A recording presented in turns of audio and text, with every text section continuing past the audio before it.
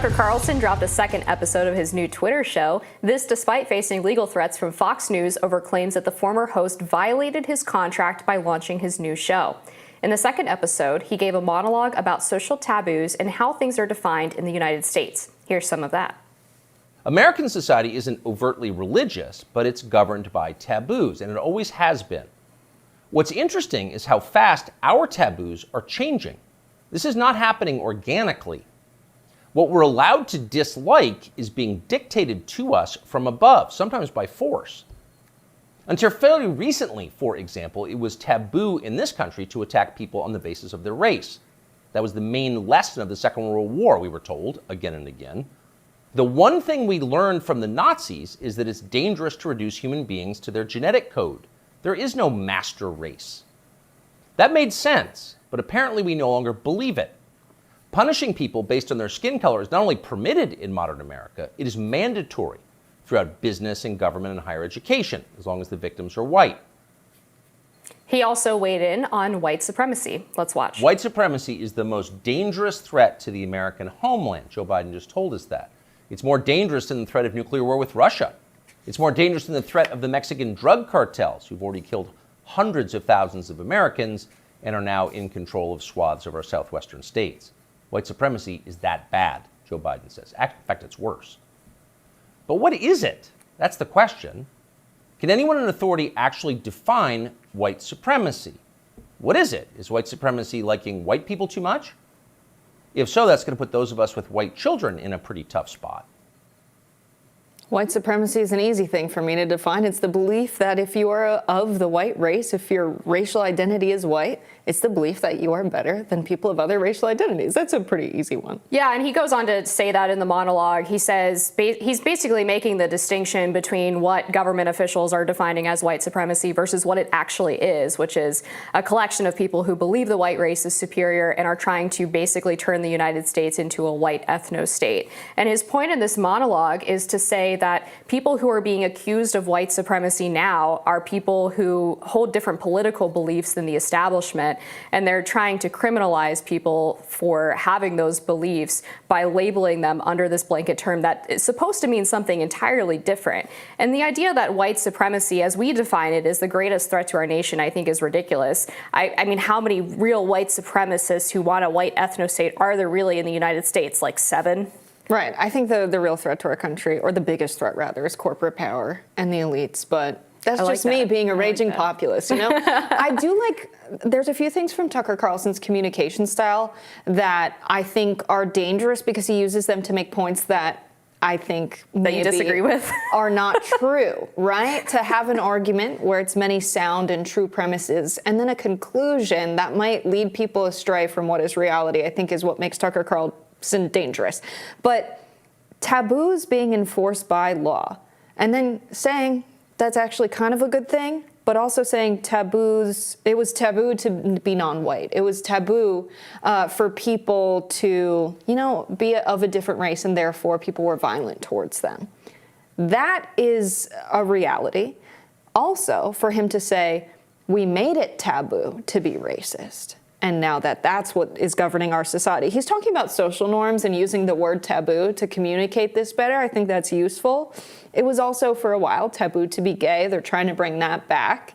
I think he makes some substantive points here, but I'm not sure if saying being governed by taboos is a good thing and saying, well, they're trying to tell you what to like and dislike. But also, shouldn't it be taboo to be racist? Like, shouldn't it be taboo to be the type of person that imposes their beliefs on others? Like, there's always going to be social norms in a society. There's always going to be a set of rules that we abide by as we relate to one another, because we're not individuals that never talk to another human being. There's going to be social norms. We're social beings. And so, yeah, he's framing social norms as taboos in a way that I don't think is helpful. Well, the full discussion that he was having about the taboos, I mean, he said in the clip that we watched that it used to be taboo to be racist, which is a good thing. That's a taboo that should exist. But he was talking about that in the larger framework of taboos about child pedophilia and child pornography and sexual abuse. And he was discussing the Instagram case, wherein Instagram was found to have been using their algorithms to give people content in which they could access child sex abuse material. So his point was that why is our society basically not as angry about stories like this as they used to be? Why are we not demanding further investigation of the Epstein Black Book, for example? Why are we not demanding further investigation of sex abuse in public schools, which is double the rate of what happens in Catholic churches? And he's wondering, when did that taboo change and why? Yeah, Tucker also said in this, he wants people to cling to their taboos. Let's watch some of that from this clip we have where he's just emphasizing that importance. When a crime has no definition, anyone can be guilty of it. It's hard to relax in a country like that. The old system was better. Government operated on the basis of laws, not amorphous moral terror. Politicians couldn't accuse you of something they couldn't define. The legal code was straightforward. Child molestation was a crime. Having unfashionable opinions was not. Outside of the public sphere, the population mostly governed itself, as it does in every society, and used taboos to do it.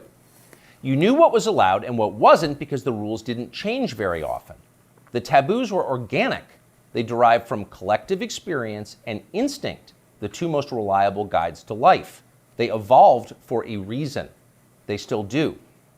Our job at this point is to protect them.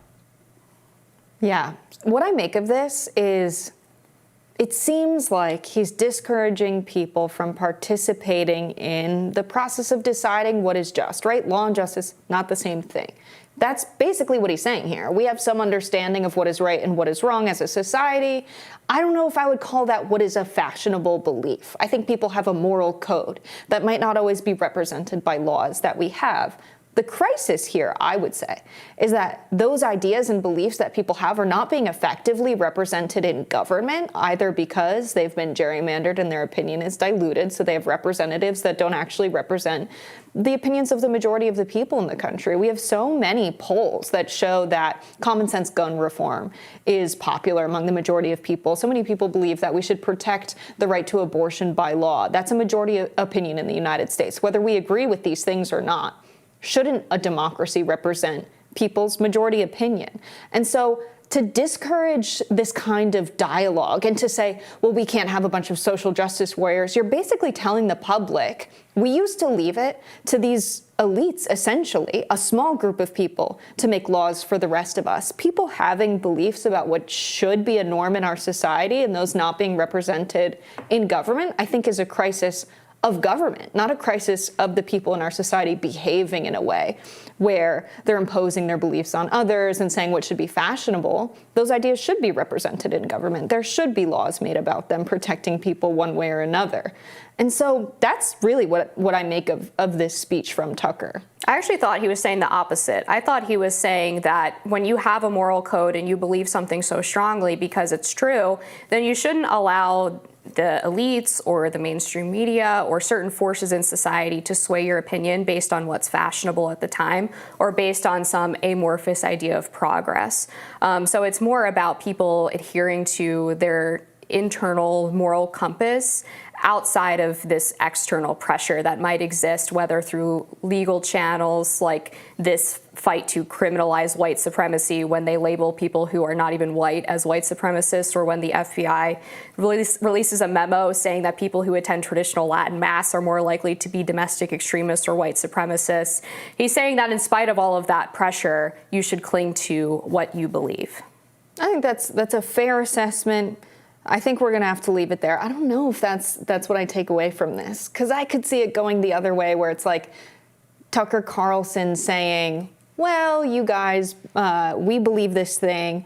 Maybe we should use the law to enforce some traditional Christian values if you believe in it so much, right? There are a lot of laws being passed that could be dangerous to people who are members of the LGBTQ plus community, like we saw in Florida, right? The teaching of just different kinds of family structures in schools.